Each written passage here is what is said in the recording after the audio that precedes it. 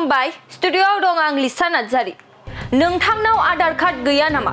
जुदि नोंथांनाव आधार कार्ड गैया अब्ला नोंथांनि थाखाय मोनसे मिथिनो गोनां खौरां। आधार कार्ड गैयाब्लाबो नोंथाङा सरकारनि बायदि बायदि अनसुंथाइफोरखौ मोननो हागोन। आधार कार्ड गैयाब्लाबो नोंथाङा अरुणोदय, रेशन कार्ड, जब कार्ड, बोराय बुरिनि पेन्सन आरो बायदि बायदि मुलाम्फाफोरखौबो मोननो हागोन। नाथाय बे मुलाम्फाखौ माबोरैहाय मोननो हागोन? आसामाव 27 लाख सुबुंफोरनावनो आधार कार्ड गैया। बैसोर सुबुंफोरा आधार कार्ड गैयिनि थाखायनो सरकारनि माखासे मोननांगौ सुबिदाफोरखौ मोननो हायाखै।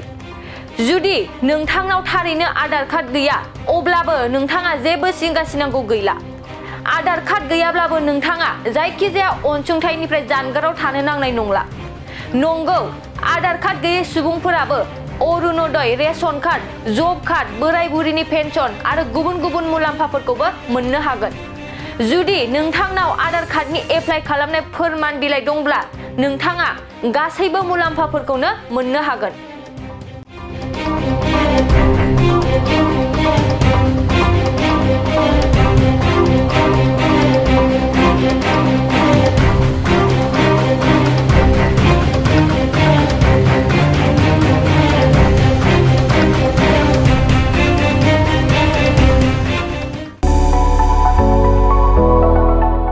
मोनसे गोजोनथाव खौरां।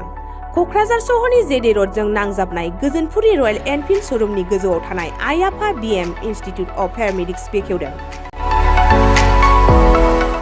बे आइ-आफा बिएम इनस्टिट्युट अफ पेरामेडिक्सआ नोंथांमोननो लानानै फैदों देहा जोथोन लाखिनायनि माखासे आयदाफोरनि 2024-2025 मायथाइनि मुं थिसननाया फैगौ 15 जानुवारिनिफ्राय जोबथा मार्च दानसिम सोलिगासिनो दङ।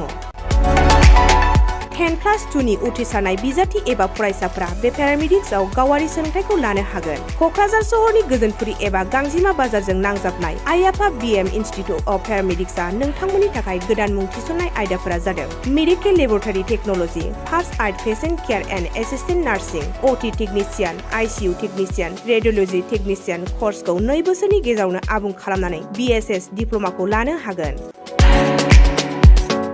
लोगोसे गासैबो डिप्ल'माखौ लानायनि उनाव सोरखारि साख्रि मोननायनि सुबिदाबो दङ। जुदि नोंथांमोनहा बेफोर कर्सनि थाखाय गोदानै मुं थिसननो गोसो दङब्ला आइ-आफा बिएम इनस्टिट्युट अफ पेरामेडिक्सनि नैबे जानबुं नम्बर 9395899391 एबा 8638391746 आव थोंजों सुलाद लाहरनो हागोन।